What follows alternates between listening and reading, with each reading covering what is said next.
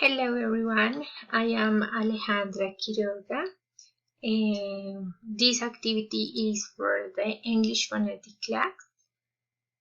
Today I am going to practice the pronunciation. Okay, I've read this text. Two women are at a bar in New York. They are friends. One slapped the other on her behind. The other woman does not know this. She does not know that her friend slapped her. She does not see it. She thinks it is the bouncer. She gets angry. She goes up to him.